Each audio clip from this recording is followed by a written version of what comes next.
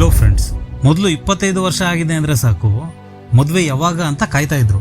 ಆದರೆ ಈಗ ಆ ಸೀನ್ ಪೂರ್ತಿಯಾಗಿ ಬದಲಾಗಿದೆ. ಇವತ್ತು ಒಬ್ಬ ಹುಡುಗನಿಗೆ ಮದುವೆ ಸಂಬಂಧ ಬಂದಿದೆ ಅಂದ್ರೆ ಸಾಕು ಸಂತೋಷಕ್ಕಿಂತ ಭಯ ಜಾಸ್ತಿ, ಉತ್ಸಾಹಕ್ಕಿಂತ ಟೆನ್ಷನ್ ಜಾಸ್ತಿ ಆಗಿದೆ.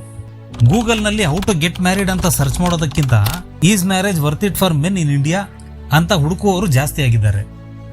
ಒಂದು ಕಾಲದಲ್ಲಿ ಹುಡುಗನ ಸಂಪಾದನೆ ಅಂದ್ರೆ ತನ್ನ ಕುಟುಂಬವನ್ನು ಸಾಕುವುದು ಮಾತ್ರ. ಆದ್ರೆ ಈಗ ಹುಡುಗನ ಸಂಪಾದನೆ ಅಂದ್ರೆ ಒಂದು ಲೈಫ್ ಸ್ಟೈಲ್ ನ ಕ್ರಿಯೇಟ್ ಮಾಡಬೇಕು, ಬೆಸ್ಟ್ ಕೆರಿಯರ್ ಇರಬೇಕು, ಸ್ಟೇಬಲ್ ಜಾಬ್ ಇರಬೇಕು, ಓನ್ ಹೌಸ್ ಇರಬೇಕು, ಜೊತೆಗೆ ಕಾರ್ ಇರಬೇಕು. ಈ ಕಂಡೀಷನ್ಸ್ ಗಳನ್ನ ಫುಲ್ಫಿಲ್ ಮಾಡಬೇಕು ಅಂದ್ರೆ ಕನಿಷ್ಠ 30 ರಿಂದ 35 ವರ್ಷ ಬೇಕಾಗುತ್ತೆ. ಅಲ್ಲಿವರೆಗೂ ತುಂಬಾ ಹುಡುಗರು ತಮಗೋಸ್ಕರ ಏನು ಉಳಿತಾಯ ಮಾಡದೆ ಕೇವಲ ಈ ಮದುವೆಗೋಸ್ಕರನೇ ಕಷ್ಟಪಡಬೇಕಾಗುತ್ತೆ. ಒಂದು ಮಿಡಲ್ ಕ್ಲಾಸ್ ಮದುವೆ ಖರ್ಚು 20 ರಿಂದ 30 ಲಕ್ಷ ರೂಪಾಯಿ ಇರುತ್ತೆ. ಆ ಹಣದಿಂದ ಒಂದು ಮನೆ ಕಟ್ಟಬಹುದು, ಒಂದು ಒಳ್ಳೆ ಇನ್ವೆಸ್ಟ್ಮೆಂಟ್ ಪ್ಲಾನ್ ಮಾಡಬಹುದು. ಆದರೆ ಅದೆಲ್ಲ ಕೇವಲ ಒಂದು ದಿನದ ಮ್ಯಾರೇಜ್ ಇವೆಂಟ್ಗೆ ಖಾಲಿಯಾಗುತ್ತೆ ಅಂದ್ರೆ ಹೇಗೆ? ಮದುವೆಗಾಗಿ ಮಾಡಿದ ಸಾಲವನ್ನು ತೀರಿಸುವಷ್ಟರಲ್ಲಿ ಎಂಜಾಯ್ ಮಾಡುವ ಏಜ್ ಕೂಡ ಮುಗ್ದಿರುತ್ತೆ, ಹ್ಯಾಪಿನೆಸ್ ಕೂಡ ಕಡಿಮೆಯಾಗಿರುತ್ತೆ. ನಾನು ಇಷ್ಟೆಲ್ಲ ಕಷ್ಟಪಡ್ತಿರೋದು ಈ ಮದುವೆ ಸಾಲ ತೀರಿಸೋದಕ್ಕ ಅನ್ನೋ ಪ್ರಶ್ನೆ ಪ್ರತಿಯೊಬ್ಬನ ಹುಡುಗನ ತಲೆಯಲ್ಲಿ ಒಮ್ಮೆಯಾದ್ರೂ ಬಂದಿರುತ್ತೆ. ತುಂಬಾ ಹುಡುಗರು ಹೊರಗೆ ಹೇಳ್ಕೊಳ್ಳೋದಕ್ಕೆ ಭಯ ಪಡುವ ವಿಷಯ ಇದು, legal and emotional insecurity. Section 498A IPC ಈಗ BNS 85 ಮತ್ತು 86 ಅಂತ ಬದಲಾಗಿದೆ. ಇದು ಹುಡುಗಿಯರ ರಕ್ಷಣೆಗೆ ತಂದಿರುವ ಕಾನೂನು. ಆದರೆ ಕೆಲವು ಸಂದರ್ಭಗಳಲ್ಲಿ ಇದರ ಮಿಸ್ಯೂಸ್ ಆಗಿರುವ ಘಟನೆಗಳು ನೋಡಿದ್ಮೇಲೆ ತುಂಬಾ ಹುಡುಗರಿಗೆ ಪೊಲೀಸ್ ಸ್ಟೇಷನ್, ಕೋರ್ಟ್ ಅನ್ನೋ ಪದಗಳು ಕೇಳಿದ್ರೂ ಭಯ ಆಗುತ್ತೆ. ಮದುವೆ ಅಂದ್ರೆ ಜೀವನ ಪೂರ್ತಿ ಜೊತೆಗಿರುವ ಬಂಧನ ಅಂತ ಅನ್ಕೊಂಡಿರೋ ಇವರು ಸಣ್ಣ ಪುಟ್ಟ ವಿಚಾರಗಳಿಗೆ ಜಗಳ ಆಡಿ ದೊಡ್ಡ ಸಮಸ್ಯೆಗಳಲ್ಲಿ ಸಿಲುಕಿರುವವರನ್ನ ನೋಡಿದ್ಮೇಲೆ ಈ ಮ್ಯಾರೇಜ್ ಅನ್ನೋ ಕಾನ್ಸೆಪ್ಟ್ಗೆ ದೂರ ಉಳಿಯಲು ಶುರು ಮಾಡಿದ್ದಾರೆ. ಫಾರಿನ್ ಕಂಟ್ರೀಸ್ ಅಲ್ಲಿ ಪ್ರೀನಪ್ ಕಲ್ಚರ್ ಇದೆ, ಅಂದ್ರೆ ವಿವಾಹ ಪೂರ್ವ ಒಪ್ಪಂದ.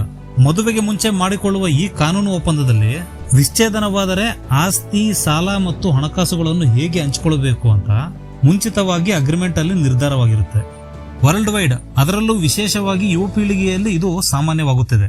ಆದರೆ ನಮ್ಮ ದೇಶದಲ್ಲಿ ಇದು ಇನ್ನೂ ಕಾನೂನಾತ್ಮಕವಾಗಿ ಸಂಪೂರ್ಣವಾಗಿ ಮಾನ್ಯವಾಗಿಲ್ಲ. ಹಾಗಾಗಿ ನಾಳೆ ಒಂದು ದಿನ ವಿಚ್ಛೇದನ ಆಯ್ತಂದ್ರೆ ನಾನು ಕಷ್ಟಪಟ್ಟು ಸಂಪಾದಿಸಿದ ಆಸ್ತಿ, ಗೌರವ ಹಾಗೂ ನನ್ನ ತಂದೆ ತಾಯಿ ಜೊತೆಗೆ ಇರುವ ಜೀವನವನ್ನೇ ಕಳೆದುಕೊಳ್ಳಬೇಕಾಗುತ್ತೇನೋ ಅನ್ನೋ ಭಯ ಹಲವಾರು ಹುಡುಗರಲ್ಲಿ ಇದೆ. ಇದರಿಂದ ನಮ್ಮ ದೇಶದಲ್ಲಿ ರಿಸ್ಕ್ ಟು ರಿವಾರ್ಡ್ ರೇಷಿಯೋ ಒಂದು ಚೂರು ಸರಿಯಾಗಿಲ್ಲ. ಕೆಲವು ಕುಟುಂಬಗಳಲ್ಲಿ ಹುಡುಗರು ಹೆಂಡತಿ ಮತ್ತು ತಾಯಿಯವರ ಜಗಳಗಳ ಮಧ್ಯೆ ಸಿಕ್ಕಾಕೊಂಡು ಒದ್ದಾಡ್ತಾ ಇರ್ತಾರೆ. ತಂದೆ ತಾಯಿಗೇನಾದ್ರೂ ಮಾಡಿದ್ರೆ ಅದು ಹೆಂಡತಿಗೆ ತಪ್ಪ ಕಾಣುತ್ತೆ, ಹೆಂಡತಿಗೇನಾದ್ರೂ ಮಾಡಿದ್ರೆ ಅದು ತಮ್ಮ ತಾಯಿಗೆ ಇಷ್ಟ ಇರಲ್ಲ. ಈ ಇಬ್ಬರ ಮಧ್ಯೆ ಇರುವ ವೈಮನಸ್ಸನ್ನ ಬ್ಯಾಲೆನ್ಸ್ ಮಾಡಲು ಆಗದೆ ಹಲವಾರು ಹುಡುಗರು ಪ್ರಶಾಂತವಾಗಿರಲು ಒಂಟಿಯಾಗಿ ಬದುಕೋದನ್ನ ಚೂಸ್ ಮಾಡ್ತಿದ್ದಾರೆ. ಅದೇ ತರ ತುಂಬಾ ಹುಡುಗರು ತಮ್ಮ ಫ್ಯಾಷನ್, ಹಾಬಿ, ಫ್ರೆಂಡ್ಸ್ ಮತ್ತು ಪರ್ಸನಲ್ ಇಷ್ಟಗಳನ್ನ ಮದುವೆಯ ನಂತರ ದೂರ ಇಡಬೇಕಾಗ್ತಿದೆ. ಇವೆಲ್ಲಾ ಕಾರಣಗಳಿಂದ ನಾನು ಇನ್ನೊಬ್ಬರನ್ನ ಸಂತೋಷವಾಗಿಡೋದಕ್ಕಾಗಿ ನನ್ನ ಹ್ಯಾಪಿನೆಸ್ ನ ಕಳ್ಕೊಂತಿದ್ದೀನ ಅನ್ನೋ ಆಲೋಚನೆ ಹಲವಾರು ಹುಡುಗರನ್ನ ಮದುವೆಯಿಂದ ದೂರ ಮಾಡ್ತಿದೆ. ಈಗಿನ ಹುಡುಗಿಯರಿಗೆ ಇನ್ಸ್ಟಾಗ್ರಾಮ್ ನಲ್ಲಿ ಕಾಣಿಸುವ luxury trips, grand wedding events, expensive lifestyle ಗಳನ್ನ ನೋಡಿ ಅವರ ಎಕ್ಸ್ಪೆಕ್ಟೇಷನ್ಸ್ ಕೂಡ ಜಾಸ್ತಿ ಆಗ್ತಿವೆ. ಒಂದು ನಾರ್ಮಲ್ ಲೈಫ್ ಲೀಡ್ ಮಾಡುತ್ತಿರುವ ಹುಡುಗನಿಗೆ ಆ ರಿಯಲ್ ಲೈಫ್ ನಲ್ಲಿ ಪ್ರೊವೈಡ್ ಮಾಡೋದು ತುಂಬಾ ಕಷ್ಟ ಇದೆ. ಇದರಿಂದ ಹುಡುಗರಿಗೆ ನಾನು ಇನ್ನೂ ಜೀವನದಲ್ಲಿ ಏನೂ ಸಾಧನೆ ಮಾಡಿಲ್ವೇನೋ ಅನ್ನೋ ಇನ್ಫೀರಿಯಾರಿಟಿ ಕಾಂಪ್ಲೆಕ್ಸ್ ಶುರುವಾಗುತ್ತೆ. ಇದರ ಜೊತೆಗೆ ಈ ನಡುವೆ ಡೇಟಿಂಗ್ ಆಪ್ಸ್ ಕಲ್ಚರ್ ಕೂಡ ಜಾಸ್ತಿ ಆಗಿದೆ. ಇದರಿಂದ ಒಬ್ಬರ ಮೇಲೆ ಇನ್ನೊಬ್ಬರಿಗೆ ನಂಬಿಕೆ ಕಡಿಮೆ ಆಗ್ತಿದೆ. ಯಾರು ಯಾವಾಗ ಬಿಟ್ಟೋಗ್ತಾರೆ ಅನ್ನೋ ಇನ್ಸರ್ಟೈನಿಟಿ ಹೆಚ್ಚಾಗಿದೆ. ಹಾಗಾಗಿ ಲೈಫ್ ಲಾಂಗ್ ಜೊತೆಗಿರೋ ನಿರ್ಧಾರ ತೆಗೆದುಕೊಳ್ಳೋದಕ್ಕೂ ಕೂಡ ಕೆಲವರು ಹಿಂದೆ ಮುಂದೆ ನೋಡ್ತಿದ್ದಾರೆ. ಒಂದು ಕಾಲದಲ್ಲಿ ಹುಡುಗಿಯರಿಗೆ ಅಡಿಗೆ ಮಾಡಿಸ್ಕೊಳ್ಬೇಕಾದ್ರೂ, ಸಂಗಾತಿ ಬೇಕಾದ್ರೂ ಮದುವೆ ಕಂಪಲ್ಸರಿ ಅನ್ನೋ ಪರಿಸ್ಥಿತಿ ಇತ್ತು. ಆದ್ರೆ ಈಗ ಫುಡ್ ಡೆಲಿವರಿ ಆಪ್ಸ್ ಬಂದಿವೆ, ಹೌಸ್ ಹೆಲ್ಪ್ಸ್ ಕೂಡ ಲಭ್ಯವಿದೆ. ಇನ್ನ ಎಮೋಷನಲ್ ಸಪೋರ್ಟ್ಗಾಗಿ ತಮ್ಮದೇ ಆದ ಒಂದು ಚಿಕ್ಕ ಗ್ಯಾಂಗ್, ಫ್ರೆಂಡ್ಸ್ ಸರ್ಕಲ್ ಕೂಡ ಇದೆ. ಹಾಗಾಗಿ ಹುಡುಗರು ಈಗ ಮದುವೆಯನ್ನ ನೆಸೆಸಿಟಿ ಆಗಿ ನೋಡದೆ ಒಂದು ಆಪ್ಷನ್ ಆಗಿ ನೋಡ್ತಿದ್ದಾರೆ. ಆ ಆಪ್ಷನ್ ನಿಂದ ತಮ್ಮ ಸಂತೋಷ ಹಾಳಾಗುತ್ತೆ ಅಂತಂದ್ರೆ ಆ ಮದುವೆಯನ್ನ ರಿಜೆಕ್ಟ್ ಮಾಡಲು ಕೂಡ ಹಿಂದೆ ಮುಂದೆ ನೋಡ್ತಿಲ್ಲ. ಮದುವೆ ಅನ್ನೋದು ಒಬ್ಬರಿಗೊಬ್ಬರು ಸಪೋರ್ಟ್ ಮಾಡಿಕೊಳ್ಳುವ ಬಂಧನ ಆಗ್ಬೇಕು. ಅದನ್ನ ಬಿಟ್ಟು ಒಬ್ಬರ ಮೇಲೆ ಇನ್ನೊಬ್ಬರು ಅಧಿಕಾರ ಚಲಾಯಿಸುವ ಒಪ್ಪಂದ ಆಗಬಾರದು.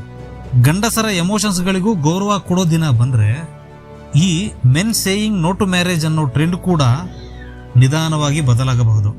ನೀವೇನಂತೀರಾ? ಹುಡುಗರು ಮದುವೆಗೆ ಭಯ ಪಡೋದು ಸರಿನಾ? ನಿಮ್ಮ ಮನೆಯಲ್ಲಿ ಕೂಡ ಇದೇ ಪರಿಸ್ಥಿತಿ ಇದೆಯಾ? ಕಾಮೆಂಟ್ ಮಾಡಿ. ಈ ವಿಡಿಯೋ ನಿಮ್ಮ ಗ್ಯಾಂಗ್ನಲ್ಲಿರೋ ಮೋಸ್ಟ್ ಎಲಿಜಿಬಲ್ ಬ್ಯಾಚುಲರ್ಗೆ ಶೇರ್ ಮಾಡಿ. ಹಾಗೆ ನಮ್ಮ ಚಾನಲ್ ಅನ್ನು ಸಬ್ಸ್ಕ್ರೈಬ್ ಮಾಡ್ಕೊಳ್ಳಿ. This is deeply with GS. See you in the next one.